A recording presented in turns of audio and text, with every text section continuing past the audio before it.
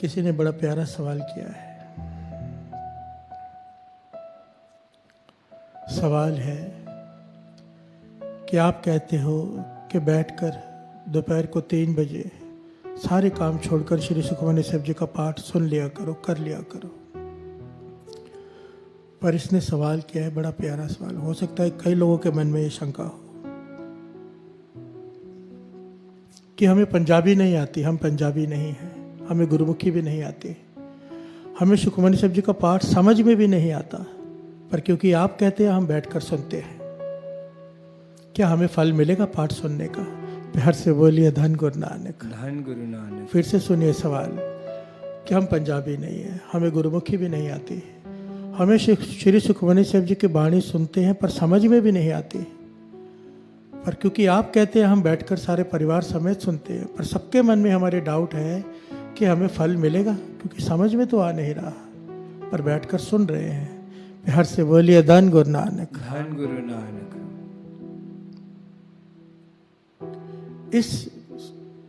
इसका जवाब ना बड़ा ही प्यारा ऐतिहासिक घटना में है, गुरु अर्जन देव जी महाराज का समय की।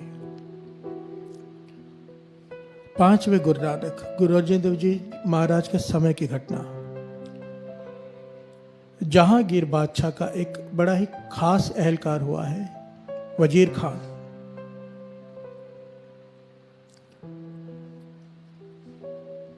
ऐतिहासिक घटना है साथ संगत जी। वजीर खान को जलोदर का रोग हो गया। जलोदर का रोग कहते हैं पेट में पानी भर जाता है, ना आदमी सो सकता है, ना बैठ सकता है, ना चल सकता है, बस पीड़ा में रहता है, तकलीफ ही तकलीफ, दर्द, हर वक्त दर्द, चीसें पड़ती हैं अंदर, दर्द उठते हैं, कराता है। इतनी बुरी हालत उसकी, सारे वैद्यों ने हाथ जोड़ दिया, भी हमसे इलाज नहीं हो सकता, इसका कोई इलाज नहीं है।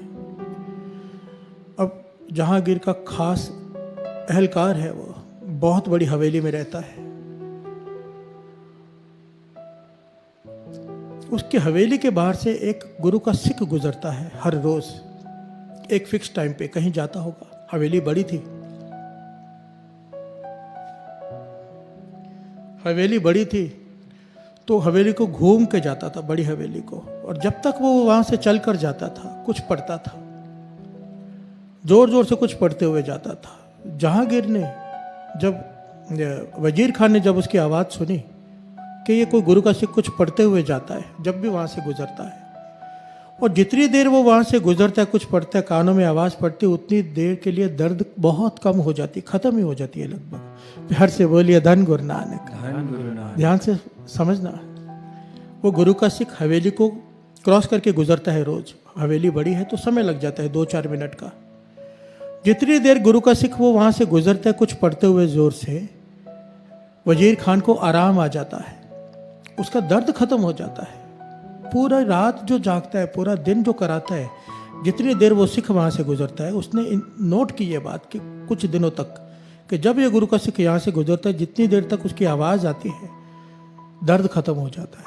प्यार से बोलिए धन गुरु नानक, धन गुरु नानक। तो वजीर खान ने उसे अपने पास बुलाया और कहा, हे गुरु के सिख, ये तू क्या पढ़ता है?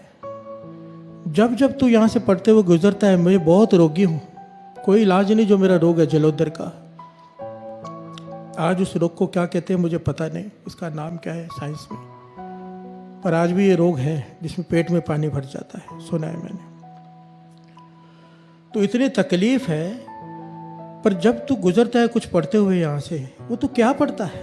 क्योंकि जब तक वो जो तू पढ़ता है कानों में आवाज़ पड़ती है, दर्द ठीक हो जाता है।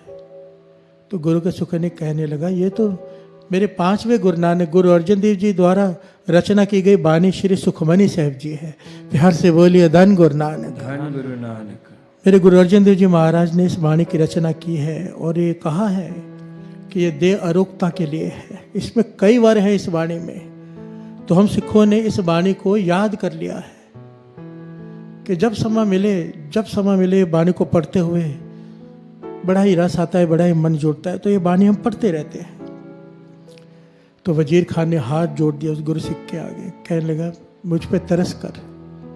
इतना बड़ा एहलकार एक सिख के आगे हाथ जोड़ रहा है, सिख गरीब है, ये वजीर खान है, एहलकार है, हाथ जोड़कर कह रहा है कि 40 दिनों तक मेरी बेनती है कि मुझे यहाँ पर बैठकर ये पूरा श्री सुखमनी साहब जी का पाठ सुना, ताकि मेरा रोग ठीक हो जाए। प्यार से बोलिए धन गुरु नानक, धन गुरु नानक, धन गुरु नानक। धन गुरु नानक। जब इसने इतनी विनम्रता से बेनती की और देखा कि इतने दर्द में है ये, गुरु के सिख को तरस आ गया। इस सिख का नाम आया है भाई भागू। इतिहास में इसका नाम भाई भागू आया है। भाई भागू कहने लगे, ठीक है वजीर खान, मैं रोज आकर इस समय पे तुझे श्री सुखमनी साहब जी का पाठ सुना दिया करूंगा। साथ संगत जी 40 दिनों तक वजीर खान बैठकर 2 आसन लग जाते थे। एक आसन जमीन पर धरती पर बैठकर वजीर खान बैठता था, एक आसन पर गुरु का सिख पाठ सुनता रहा 40 दिनों तक उसका रोग लगभग पूरा ठीक हो गया। थोड़ी सी कसर रह गई। इतिहास में लिखा है कि थोड़ी सी कसर रह गई, इतना आराम आ गया। वजीर खान ने हाथ जोड़े आखिर में, कहने लगा, हे गुरु के सिख, तूने इतना तरस किया है मुझ पर, श्री सुखमनी साहब जी का पाठ 40 दिन सुनाया है, अब जिसने ये वाणी की रचना किया उसके दर्शन भी करा दे। प्यार से बोलिए धन गुरु नानक, धन गुरु नानक। तो भाई भागो वजीर खान को कहाँ ले गया? श्री हरमंदिर साहब, जहाँ पर गुरु अर्जन देव जी महाराज संगतों को दर्शन दे रहे हैं, विराजमान है। वजीर खान ने चरणों में मस्तक रखा और जोर जोर से रोने लगा। गुरु अर्जन देव जी महाराज मुस्कुरा के कहने लगे, वजीर खान, तकलीफ दूर हो तो गई है, अब क्यों रो रहा है? तो वजीर खान कहने लगा, पातशाह, थोड़ी कसर रह गई है, अब तरस करो, पूरी तरह ठीक कर दो, पूरी तरह ठीक कर दो। तो यहाँ पर गुरु अर्जन देव जी महाराज ने वड्याई दी अपने भक्तों को, वड्याई दी गुरु के सिखों को, वड्याई दी संतों महापुरुषों को। गुरु अर्जन देव जी कहने लगे, अगर ठीक कराना है तो बाबा बुड्ढा जी वहाँ सेवा करा रहे हैं, उनसे जाकर बेनती करो, वो ठीक कर सकते हैं। प्यार से बोलिए धन गुरु नानक, धन गुरु नानक। गुरु का सिख गुरु को आगे रखता है, पर गुरु खुश होता है अपने सिख को आगे करके। प्यार से बोलिए धन गुरु नानक, धन गुरु नानक। हर अपनी वड्याई पावंदी जन का जयकार कराए। प्यार से बोलिए धन गुरु नानक, धन गुरु नानक। वजीर खां जहाँ बाबा बुड्ढा जी सेवा करवा रहे थे वहाँ चला गया और हाथ जोड़कर बेनती की कि गुरु अर्जन देव जी महाराज ने भेजा है, मेरा जलोदर का रोग है, तो कसर रह गई है, ठीक कर दो, बहुत तकलीफ में हो। तो बाबा बुड्ढा जी रोह में, क्रोध में, जिसे हम क्रोध कहते हैं, महापुरुषों को क्रोध नहीं आता, रोह होता है। एक्चुअली चेक करना था। महापुरुष जब क्रोध करते हैं ना, उसके पीछे कारण होता है। उन्होंने चेक करना होता है कि सिख खड़ा कहाँ पे है, सेवादार सह सकता है कि नहीं सह सकता है। हर से बोलिए धन गुरु नानक, धन गुरु नानक। तो बाबा बुड्ढा जी ने कहा गुस्से से कि मैं यहाँ पे सेवा कराने बैठा हूँ कि लोगों की बीमारियाँ ठीक करने बैठा हूँ। गुस्से से कहा, परे हट के खड़े हो जा, दूर हो जा मुझसे। तो वजीर खान, देखिए साथ संगत जी, इतना बड़ा एहलकार है, उसकी हुकूमत चलती है, पर सर झुका के हाथ जोड़कर साइड में खड़ा हो गया, आंखों में आंसू है, कुछ बोला नहीं, सह गया और काफी देर तक खड़ा रहा। बाबा बुड्ढा जी देख रहे हैं, चेक कर लिया कि इसमें विनम्रता है, अहंकार नहीं। प्यार से बोलिए धन गुरु नानक, धन गुरु नानक। जब तकरीबन 25-30 मिनट बीते तो फिर वजीर खान ने बेनती की कि मेरा रोग ठीक कर दो। तो बाबा बुड्ढा जी की जो सर पे टोकरी पड़ी थी, इतिहास में लिखा है, वो टोकरी उन्होंने वजीर खान के पेट पर दे मारी। प्यार से बोलिए धन गुरु नानक। जैसे टोकरी पेट पर लगी, सारा पानी बाहर आ गया और उसका रोग हमेशा के लिए ठीक हो गया वजीर खान का। यहां पर सवाल ये था, जिसने सवाल पूछा था कि हम पंजाबी नहीं हैं, हमें गुरुमुखी भी नहीं आती, सुखमनी साहब जी का पाठ सुनते हैं, आप कहते हैं इसलिए सुनते हैं, समझ में भी नहीं आता, तो क्या हमें फल मिलेगा? अब जरा ध्यान दीजिए, वजीर खान के यहाँ से जब भाई भागू जी गुजरते थे हवेली के यहाँ से, उसे नहीं पता था ये क्या है, उसे तो ये भी नहीं पता था कि ये श्री सुखमनी साहब जी का पाठ है, वाणी है गुरु की, तब भी उसका रोग ठीक हो गया। प्यार से बोलिए धन गुरु नानक, धन गुरु नानक। वाणी की ताकत को समझिए। अगर वाणी को समझकर विचार कर पढ़ेंगे, उसकी तो बात कहीं नहीं, उसकी तो तुलना ही नहीं हो सकती। पर जिसे वाणी की समझ नहीं है, ज्ञान नहीं है, बाबा नंद सिंह जी ये पंक्तियां पढ़ाया करते थे, दुख रोग संताप उतरे सुनी सच्ची वाणी।